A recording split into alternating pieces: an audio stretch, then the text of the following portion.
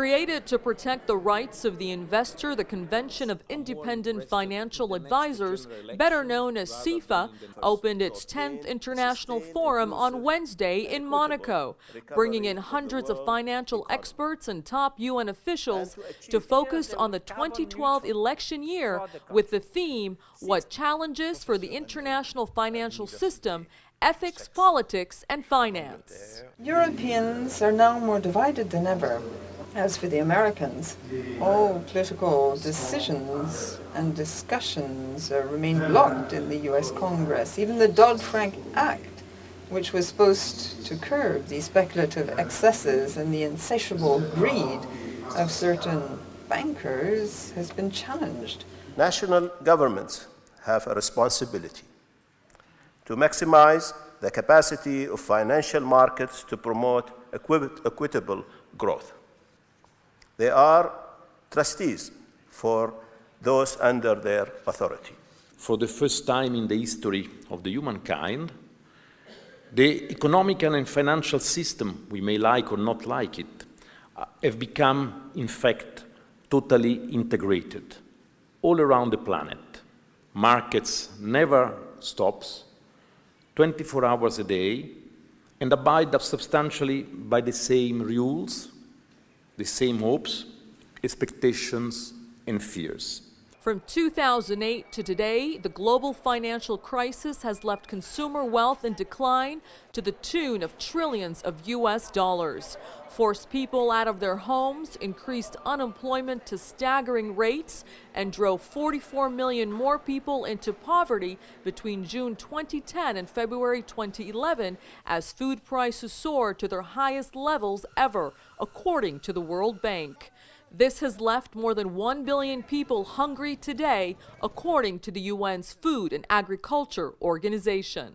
Business enterprises should avoid causing adverse human rights impacts through their own activities, working with due diligence and respecting legislation and regulations of their respective jurisdictions. It's the time to think about bringing back values and ethics, sense of cooperation, and otherwise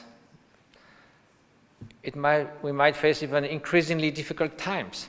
In its 10 years, CIFA has played a pivotal role in helping financial markets become more ethical. The forum, which will run through Friday, is aimed at boosting momentum and ultimately global action toward this direction. Financial experts have summed up the cause of the financial crisis to greed, executed by a scheme bound for destruction. CIFA's chairman said that in a digital age, governments have underestimated the public's hunger for the truth. If you don't have the hope to receive back your capital, you don't have trust. So you withdraw your monies and you don't bank anymore, you don't go to the markets. And this is what we try to avoid, and we try to get the people understand that all finance is not only the big sharks. Nowadays you can get wealthy by defrauding your clients, and then you can walk away wealthy with impunity. And if we allow that, we will go from economic disaster to economic disaster, and the crises will get worse and worse. I think that the PGA, the President of the General Assembly, illustrate very well how important it is to revise the financial infrastructure, architecture that exists right now. And that's the reason why they were talking about ethics, they were talking about cooperation, and they were talking about how can we realize the importance of working together. Participants highlighted the need for institutional reform and noted the importance of moving away from competitiveness and toward cooperation on an international scale, and noted the critical need for good governance to make the rebalancing of global economic power possible. We have to look at the financial and economic world from a different view because what we have today is not really functioning as we want. Who will imagine that Europe today will face such a crisis? That means there is a big problem, and that should be addressed by the international United Nations.